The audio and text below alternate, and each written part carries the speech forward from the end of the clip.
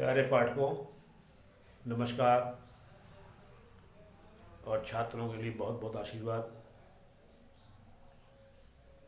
देखिए, मैं आपको वैसे समास सारे पढ़ा चुका हूँ, लेकिन आज मैं आपको समास का छोटा रूप आपको बता रहा हूँ, जिसको आप बड़े आसानी से समझ सकते हैं।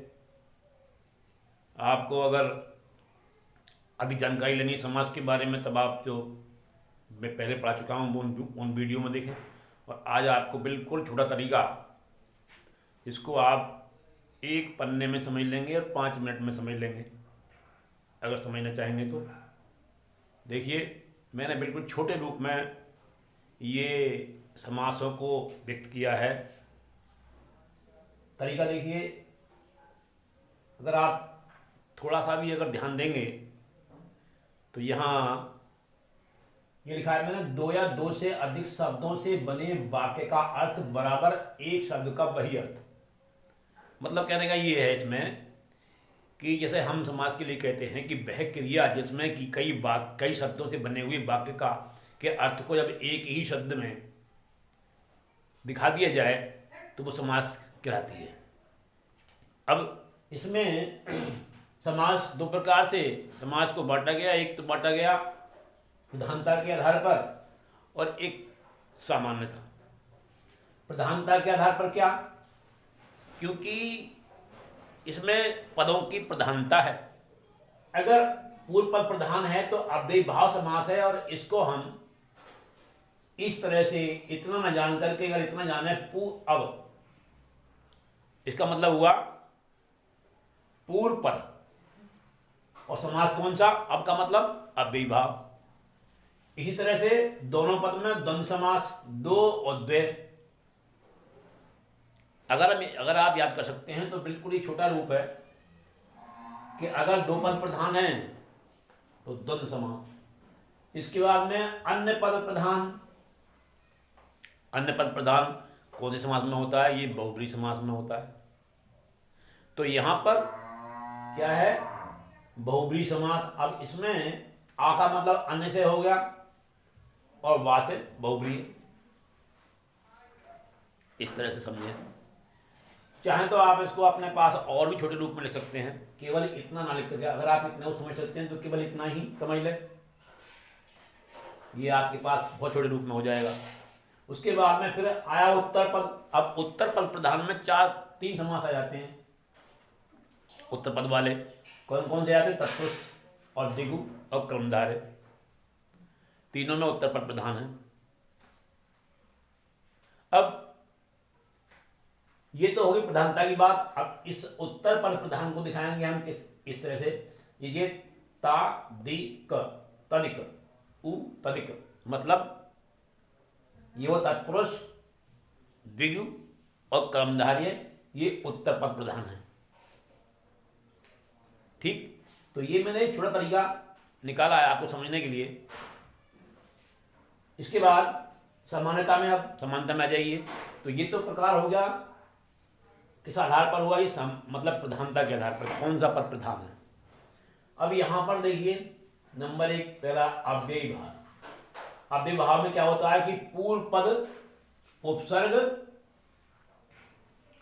या अव्यय अभिकारी शब्द। और यहां पर मैंने इसको दिखाया है पूप, मतलब पूर्व पद प्रधान। इस तरह से। उसके बाद में द्वंद्व में दोनों पद पूरक, विलोम या विलोम, दोनों पद एक दूसरे के पूरक। जैसे कि माता पिता हैं, दिन रात है, ये एक दूसरे के पूरक हैं। या फिर विलोम, विलोम कैसे? सुख दुख, ये विलोम है। इस तरह से। और इनमें एक क्या और मिलता है? योजक चिन्ह मिलता है बीच में। इसके बाद में आता है आपका बहुब्रीहि समास। बहुब्रीहि में क्या है? समस्त पद का पर्यायवाची। जो समस्त पद है अगर उसका पर्यायवाची है, उस स्थिति में बहुब्रीहि समास होगा। दूसरी बात, अब इसमें कैसे? जैसे कि दशानन, जो इसका मैंने विस्तार आपको बताया है उनमें आप एक बार अगर देख लेंगे तो इसको समझने में कोई दिक्कत नहीं होगी, बिल्कुल छोटा रूप है। उसके बाद में आता है फिर तत्पुरुष। तत्पुरुष में क्या होता है कि विग्रह करने पर पूर्व पद के बाद कारक चिन्ह, इनमें से कोई कारक चिन्ह आता है, जैसे कि राजकुमार, राजा का पुत्र, तो राजा के बाद में का आता है। का क्या है यहाँ पर, ये कारक है, ये सब कारक होते हैं, ठीक है। तो ये अगर विग्रह करेंगे हम तो पूर्व पद के तुरंत बाद आएगा। अगर राजकुमार शब्द है उसका विग्रह करें राजा का कुमार यानी पुत्र, इस तरह से। घुड़सवार, घोड़े का सवार, या जलमग्न, जल में डूबा हुआ, इस तरह से यहां तत्पुरुष समास का पता लगेगा। फिर आता है द्विगु समास। द्विगु समास में क्या है, द्विगु समास में पहला पद जो होगा इसमें संख्यावाची होगा, परंतु यहां पर बहुव्रीहि का भी संदेह है।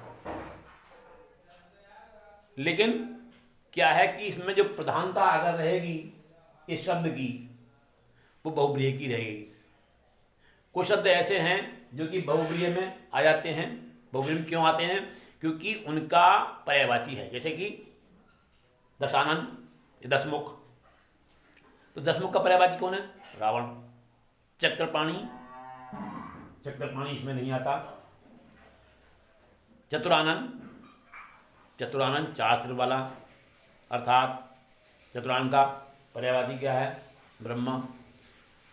तो इस तरह से ऐसी स्थिति में बहुव्रीहि समास की प्रधानता हो जाती है। उसके बाद में आता है फिर कर्मधारय समास। इस समास में क्या है, इस समास में दोनों पद जो होते हैं उनमें या तो विशेषण विशेष्य का संबंध होता है या उपमेय और उपमान का संबंध होता है। तो ये मैंने आपको बिल्कुल छोटा तरीका बताया। आप चाहें तो इसको स्क्रीनशॉट कर लें और इसको थोड़ा और समझने के लिए एक बार आप जो पहली वीडियो में डाल चुका हूँ समास की, अलग अलग एक एक समास है, उसको पहले आप पढ़ लें और उसके बाद में आपको ये समझने में बहुत आसानी हो जाएगी। अगली बार में हम एक नया वीडियो लेके आएंगे, तब तक के लिए प्रतीक्षा कीजिए। धन्यवाद और नमस्कार।